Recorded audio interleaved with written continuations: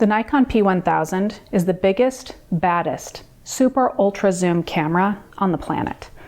Who is it for? It's for you, if any of the following apply. 1, you don't think bigger is better, you know bigger is better.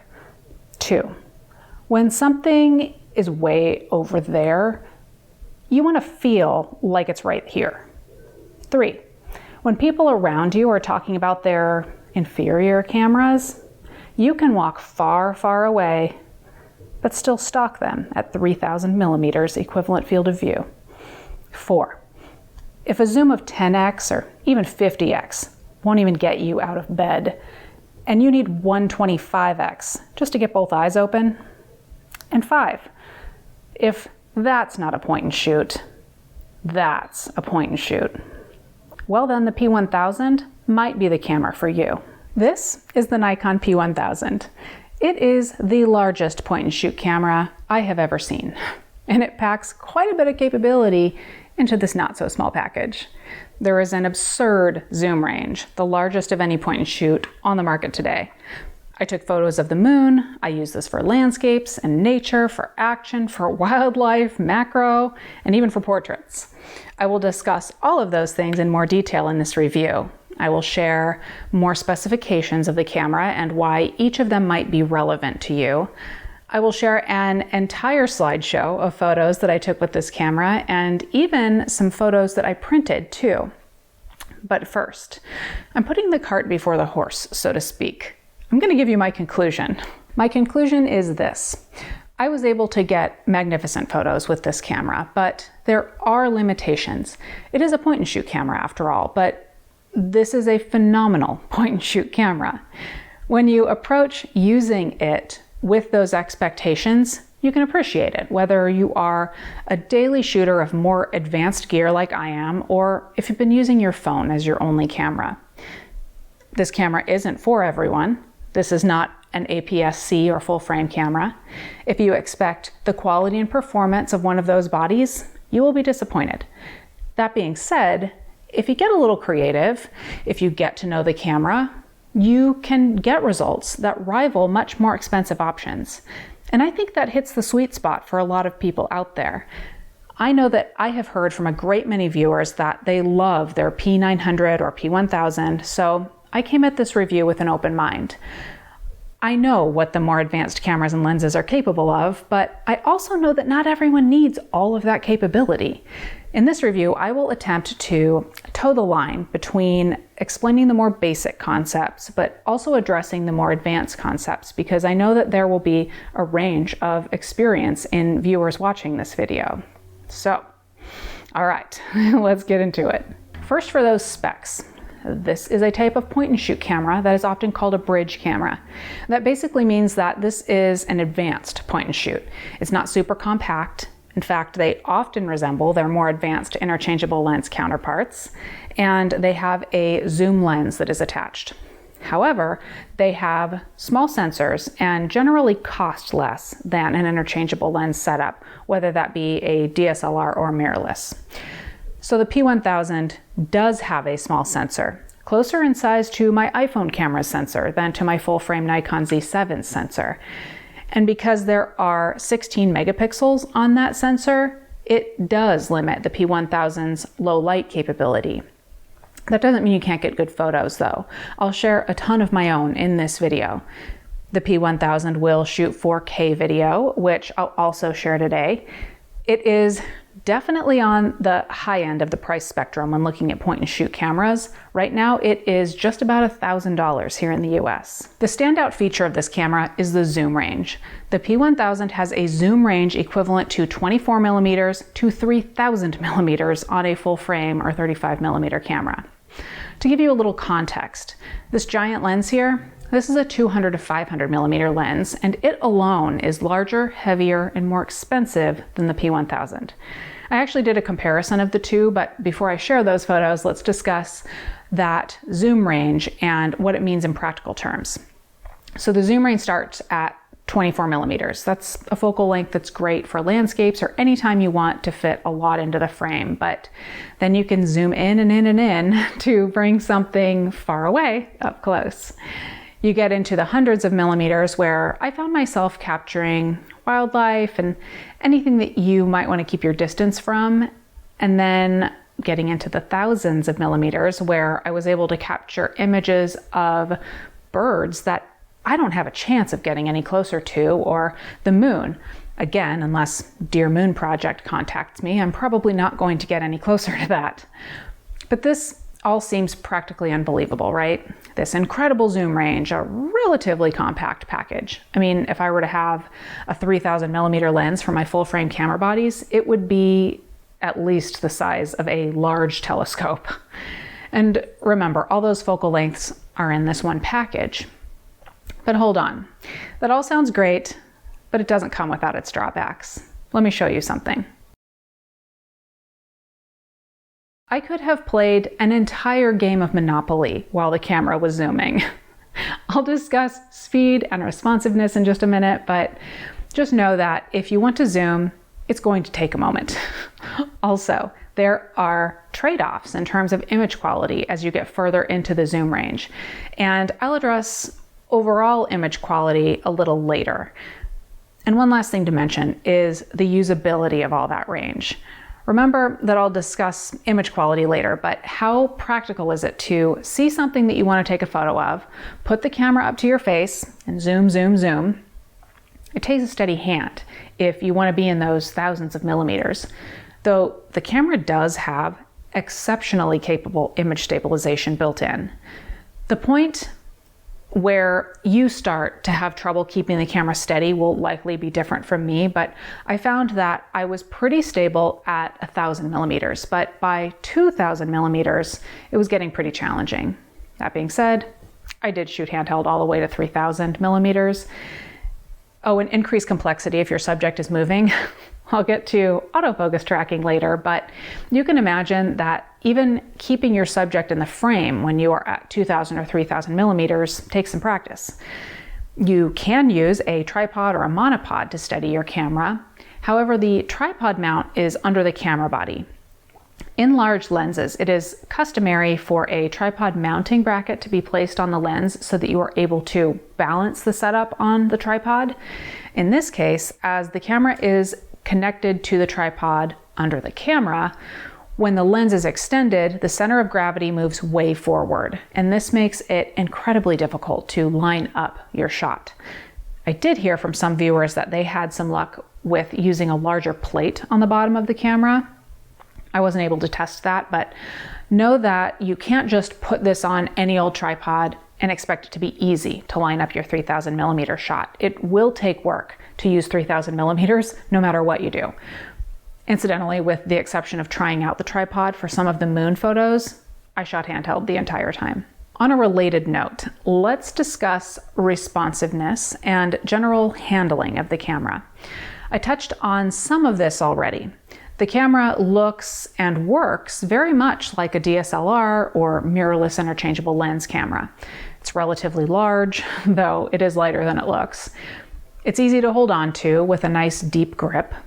It has a magical flip-out screen, and I say magical because not many Nikon cameras have it, and I wish more did. I used it for low and high-angle shooting, and also when filming myself, when testing it for video, so that I could make sure that I was in focus. You do have buttons and dials on the body and lens that help you to make settings changes on the fly, which help you to get from shot to shot quickly. There's even a function button, which you can configure. I chose to assign ISO sensitivity here. More advanced cameras can have more buttons and dials, and sometimes the flexibility to assign numerous buttons and dials on the body to functions that you choose. But for an entry-level camera, this has a lot of adjustments on the body. I did not find myself going into the menus very often, which makes the workflow with the camera much more smooth. And when a camera is easy to use and doesn't get in my way of taking the photo, so to speak, it's more likely that I will pick it up and use it. Now, one thing that did get in my way was the buffer, and that's when the camera is working to write the photos that you've taken to the memory card, and it stops you from taking any more photos. Or in the case of the P1000, from doing anything at all with the camera. So, backing up a bit, I found that the camera can be quite quick. It turns on and is ready to go quite quickly. In terms of autofocus, the time that it took to focus on the subject did not seem unreasonable, considering that it's a point-and-shoot camera. When you are already focused fairly close, or in other words, when you aren't focused on something near to you and then want to focus on something a mile away, I found the time to autofocus to be acceptable. It isn't snapping into focus like my D500, but I wasn't disappointed by the speed. And speaking of speed, the camera is so fast in burst mode on continuous high that I had trouble taking just one photo at a time, even when shooting RAW plus JPEG large. And that being said, you can only get a handful of shots, 7 to be exact, before it will stop taking photos and start buffering. And then it takes time for the camera to be ready to take that next burst. If I was shooting RAW plus JPEG, it took almost 10 seconds. Less time when shooting JPEG only, and I was using a fast SD card. Whether that is an issue for you or not is a matter of preference. For me, there's nothing more annoying than having to wait for my camera. That being said, knowing the limitations helped me to plan those bursts. So I wouldn't simply see the bird and mash down the shutter release button. I was mindful of when I would begin that 7-shot burst of photos. So I mentioned the flexibility of having the immense zoom range on this camera, but here is another handy thing. It's sort of the opposite of being able to zoom into the moon, and that is the macro focus mode. You can switch to macro range right from the camera body and get very close to subjects and still autofocus. I actually found myself using that more often than the super long end of the zoom range. If you are zoomed all the way out at 24 millimeters, you can get as close as 0.4 inches from the subject. One more thing about focusing is autofocus tracking. There is face detect, which the camera does a pretty good job of doing, so long as you and your subject are fairly still and your subject is filling enough of the frame.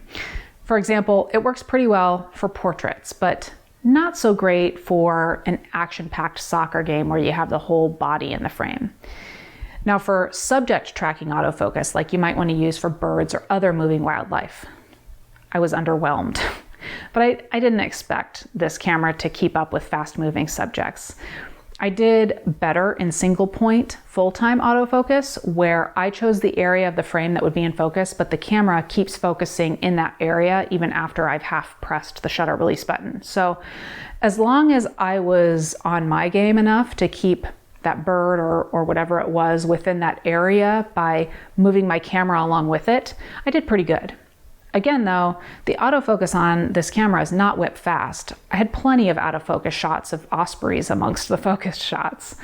So again, like being mindful when I would start a burst of photos because of the buffer, I wanted to be mindful because of focus.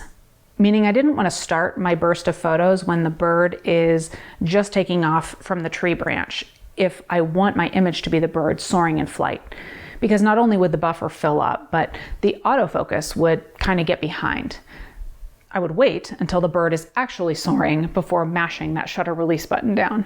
Okay, next, let's dive into image quality. There are a lot of factors here, and everyone has a different idea of acceptable image quality. You can draw your own conclusions. When I put up the slideshow, keeping in mind that you are watching this video on YouTube, so you are dealing with video compression, which will affect the clarity of the images, but I do want to share some of my own thoughts before I get to that slideshow.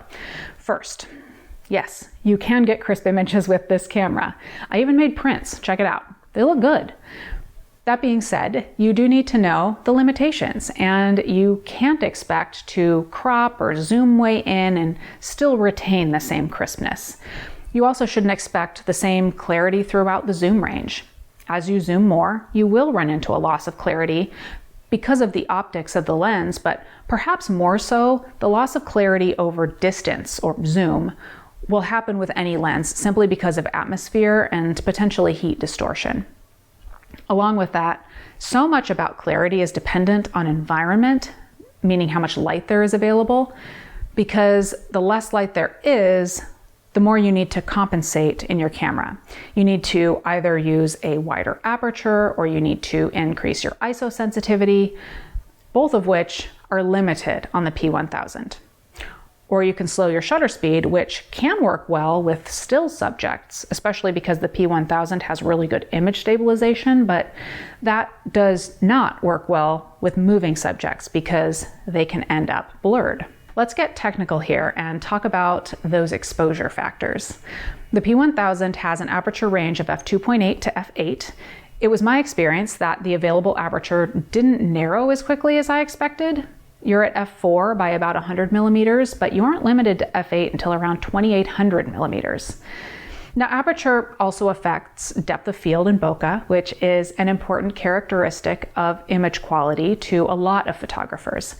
I discussed this in more detail in my video on using the P1000 for portraits, so I won't spend too much time on it here, but suffice it to say that you can achieve bokeh with this lens, though you do have to, again, know the limitations and how to work around them. You can watch the portraits video, which I will link to down below, to hear more about that, but you'll also see that blurred out background in many of the photos in the slideshow, which is coming up here after I talk about a few more items. Overall, I didn't know what to expect in terms of clarity when we're talking about the long end of the zoom range. There simply aren't other cameras to compare this to, though I will compare it to a much more expensive setup in a minute here. Now, that being the case, it was impossible for me to not be a bit impressed as to the clarity as I zoomed in more and more. Again, though, remember that I went into this a photographer that shoots regularly with a full frame or cropped sensor camera and a 200 to 500 millimeter lens. I was not expecting those same kinds of results. I think what I got were completely acceptable results, and dare I even say exceptional results when I'm considering the flexibility and what the camera is. Grain is introduced pretty soon into the ISO range, but I'm getting shots that I would not otherwise have been able to get. So expectations, right? I do want to share one more thing regarding image quality, and that is about dynamic range and editing. You can certainly shoot this camera in JPEG. Even choose how you want the JPEGs to look with built-in filters, which is so fun. But you can also shoot in RAW and bring the images into photo editing software to play around. Overall, I was impressed with how I was able to bring up shadows and bring down highlights. I'll say it again. No, this is a point and shoot, not a full frame camera, and you will not have the same latitude to edit. But I did find that I had quite a bit of flexibility. Now, before we move on from image quality, a popular request was to compare a photo from the P1000 at 3000 millimeters to a photo taken with my 200 to 500 millimeter f5.6 lens on a Nikon APS-C body. So I did. I used my D500. I chose a fire tower on top of a mountain as a test target. This test was handheld and using an aperture of f8 on both cameras. I was shooting a tower that was about 2.25 miles away. I was interested in seeing how the two images compared. The question is this: can I effectively get the same benefit of the 3000 millimeter zoom of the P1000, the same quality, just by using my current gear? So I mimicked 3000 millimeters on the D500 by cropping the image down to the same size as the sensor on the P1000. And you can see that the fire tower is the same size in the two images. The detail is comparable between the two. Now, you do have more pixels in the P1000 image compared to the cropped D500 images. That being said, you are not getting any level of fine detail in either case, though certainly more than the human eye from that distance. Incidentally, this is also a good example of atmosphere and heat distortion. When you are that far away from a subject, you will always lose clarity over distance. You can see that in both photos. But an important thing to remember in the exercise is that on the P1000, you're doing this with much less weight and size and a lot less cost. Okay, let's discuss video. The P1000 can shoot 4K video at 30 frames per second. I used it. I used it here in the studio and out in the field. I found that it works well, and I used face detect when I was in the frame. Like face detect for still photos, as long as I wasn't moving around too quickly, it worked well. I did, however, use an external microphone when I wanted audio. there is a microphone jack, so you can plug in a microphone. The reason is that the audio coming out of the camera is atrocious. Another part of the usability of the camera is battery life. The P1000 is rated to get 250 still photos or about an hour and 20 minutes of video on one charge, but the actuality is definitely more than that. Battery life always depends upon conditions like the temperature and how you're using the camera, but I was pleasantly surprised at the life of the P1000. I didn't come across a time when I completely ran it down. That being said, if you do use up the battery, first of all, good for you for being out using your camera for that long, but also you can charge the P1000 with micro USB, which I adore. It makes it so easy out in the field to recharge using a USB power bank. Or the batteries are quite small, so it would be really easy just to tuck a couple of extras into your bag if you'll be out all day. Okay, I need to catch my breath, so let's go to the slideshow.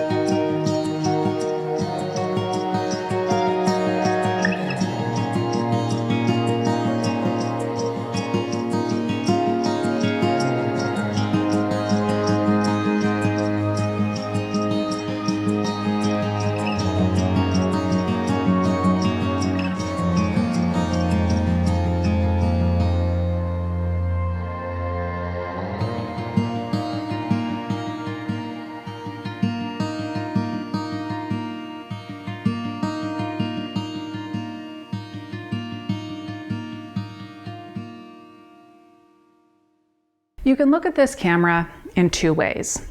Coming from a background of DSLRs or other mirrorless options, and you want or need fast, responsive, high quality, pixel peeping performance.